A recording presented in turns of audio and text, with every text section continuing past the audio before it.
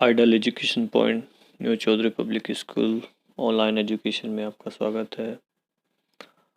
10th English medium chapter 6 chemical reaction and catalyst lecture 3 dissociation reaction, slow and fast reaction, reversible irreversible reaction.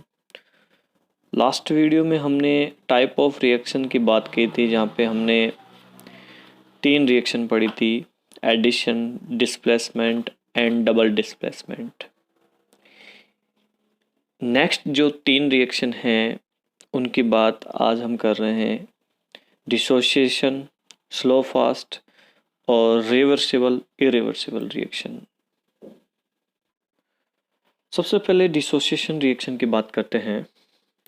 Dissociation reaction जो है,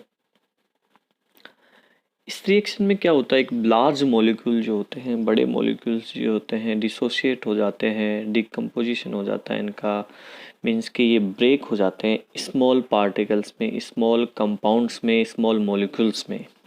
तो इसी को बोलते हैं डिसोसिएशन रिएक्शन।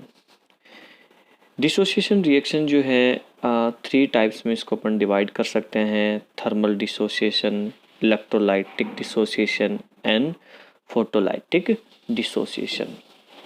सबसे पहले अपन बात करें थर्मल डिसोसिएशन की, तो when A decomposition reaction is carried out by heating, यानी कि थर्मल डिसोसिएशन में क्या होता है कि कंपाउंड को हीट करने पर वो स्मॉल कंपाउंड्स में, स्मॉल मॉलिक्यूल्स में डिवाइड हो जाए, तो वो थर्मल डिसोसिएशन हो गया। यहाँ पे कैल्शियम कार्बोनेट है, इसको अपन ने हीट किया तो कैल्शियम ऑक्साइड और CO2 में डिवाइड हो गया ये। इसी टाइप से FeSO4 है, इसको हीट किया तो Fe2O3, SO2 एंड SO3 में ये डिवाइड हो गया, तो ये थर्मल डिसोसिएशन हो गया।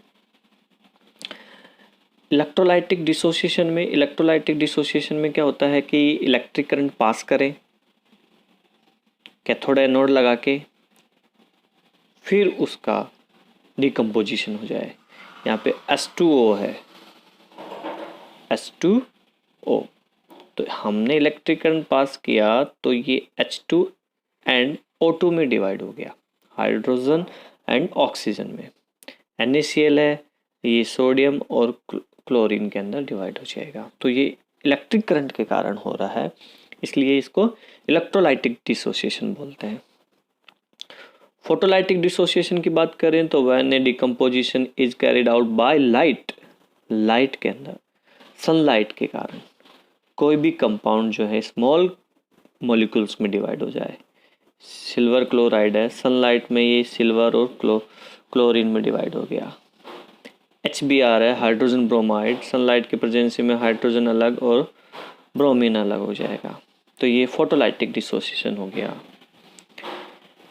नेक्स्ट है स्लो एंड फास्ट रिएक्शन। जैसा कि नाम से पता चल रहा है, स्लो एंड फास्ट, यानी कि कुछ रिएक्शन ऐसी होती हैं जो बहुत ही ज़्यादा स्लो होती हैं, अब कुछ रिएक्शन ऐसी होती हैं जो बहुत ज़्यादा फास्ट हो जाती है, पता भी नहीं चलता, प्लग झपकते ही कंप्लीट हो जाती हैं, सेकंड के भी कुछ हिस्से में ही। तो जो स्लो हैं उनको, जो स्लो होती हैं उनको स्लो रिएक्शन बोलते हैं, जो फास्ट हैं उनको फास्ट रिएक्शन बोलते हैं। यहाँ पे दोनों एग्जांपल मैंने आपको बता रखे हैं। स्लो रिएक्शन का एग्जांपल है FeO2 एंड H2O, यानी कि आयरन पर जो रस्टिंग होती है वो ऑक्सीजन एंड मॉइस्चर के कारण होती है, तो यहाँ पे H2O ले लिया और O2 ले लिया। आयरन पे जंग लग जाएगी, रस्ट लग जाए तो Fe2O3 3H2O।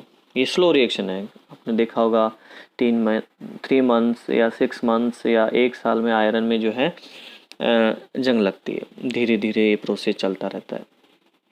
फास्ट रिएक्शन की बात करें तो सोडियम हाइड्रोक्साइड की रिएक्शन जो है, सोडियम बेस है और HCl एसिड है, इसके साथ में करवाते हैं तो NaCl और H2O बनता है। ये 10⁻⁻10 सेकेंड में ही कंप्लीट हो जाती है, इतनी फास्ट होती है। तो ये थी slow and fast reaction. Next अपन बात करते हैं रिवर्सिबल और रिवर्सिबल रिएक्शन। रिवर्सिबल का मतलब है कि जो दोनों डायरेक्शन में कंप्लीट होती है रिएक्शन, यानी रिएक्टेंट से प्रोडक्ट एंड प्रोडक्ट से रिएक्टेंट, रिएक्टेंट से प्रोडक्ट बने और वापस प्रोडक्ट से रिएक्टेंट बन जाए, तो ये तो रिवर्सिबल होती है। और जो केवल एक ही डायरेक्शन में चलती है, यानी रिएक्टेंट से प्रोडक्ट बनेगा, अब इस प्रोडक्ट से वापस रिएक्टेंट नहीं बनता, तो इसे इरिवर्सिबल रिएक्शन बोलते हैं। यहाँ पे एग्जाम्पल की बात करें, जैसे N2 नाइट्रोजन और H2 हाइड्रोजन दोनों मिलके अमोनिया बना रहे हैं NH3। अब इस जो NH3 है ये वापस कन्वर्ट हो सकता है N2 और H2 में, तो ये रिवर्सिबल रिएक्शन हो गई। ये भी रिवर्सिबल रिएक्शन का एग्जांपल है, H2O plus H2CO3 H3O plus and HCO3 minus, reversible reaction है। रिवर्सल की बात करें तो ये एक ही डायरेक्शन में कंप्लीट होती हैं, रिएक्टेंट से प्रोडक्ट से वापस रिएक्टेंट अपन नहीं बना सकते। फॉर एग्जांपल CO2 का है जो है C+O2, तो CO2 बना, अभी CO2 से C+O2 नहीं बना सकते। CH4 मीथेन ऑक्सीजन के साथ रिएक्ट कर रहा है, तो कार्बन डाइऑक्साइड और वाटर मॉलिक्यूल्स बन रहा है, इन दोनों से वापस ये रिएक्टेंट अपन नहीं बना सकते, तो ये हो गई इरिवर्सिबल रिएक्शन। ठीक है स्टूडेंट्स, नेक्स्ट टॉपिक में अपन बात करेंगे, नेक्स्ट वीडियो में अपन बात करते हैं ऑक्सीडेशन और रिडक्शन की। धन्यवाद।